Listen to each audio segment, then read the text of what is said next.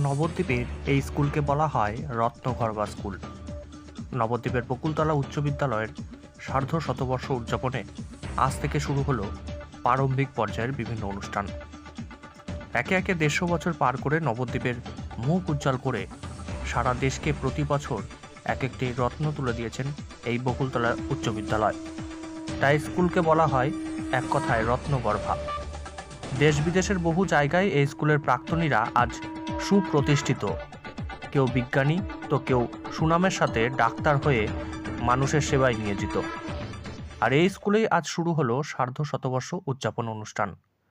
আজ ছিল তার প্রথম দিন, আর এই দিনে ছিল অনুষ্ঠানের সূচনা পর্ব বা উদ্বোধন অনুষ্ঠান। এরপর আগামীকাল এবং পরশু বিভিন্ন রকম অনুষ্ঠান, যেমন যাত্রাপালা, স্যান্ড আর্ট সহ রাখা হয়েছে কালচারাল প্রোগ্রামও। এই বিদ্যালয়ের ভারপ্রাপ্ত প্রধান শিক্ষক জানালেন, এই এক বছর বিভিন্ন পর্যায়ের মাধ্যমে হবে এই সার্ধ শতবর্ষ উদযাপন।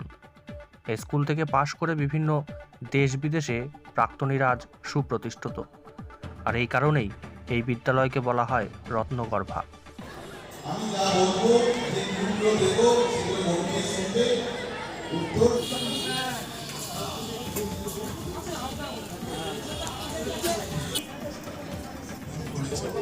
সেই কথা স্মরণ করে তোমার নামে নাটিকা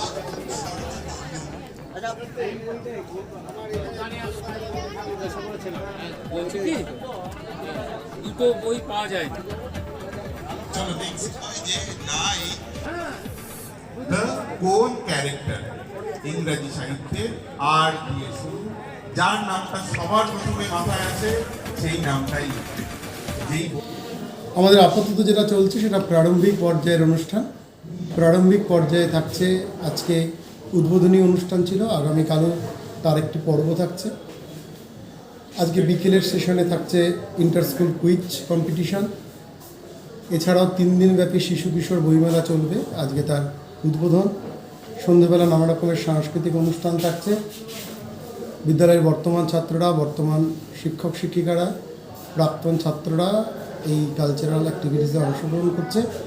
তার সাথে বাইরের আর্টিস্টরাও রয়েছে, যেমন আজকে একটি থিয়েটার হবে, কলকাতা থেকে বিরন স্ট্রিট নামক নাট্যগোষ্ঠী আসছে। আগামীকাল আছে স্যান্ড আর্টিস্ট, স্যান্ড আর্ট উপস্থাপনা হবে। তৃতীয় দিন অর্থাৎ শেষ দিন কালচারাল অনুষ্ঠান থাকছে।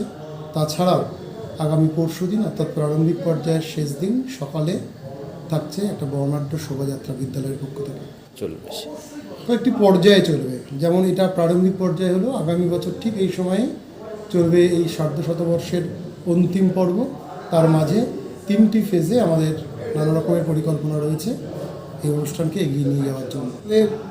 150 বছর তো কম কথা নয়, 150 বছরের একটা দীর্ঘ ইতিহাস।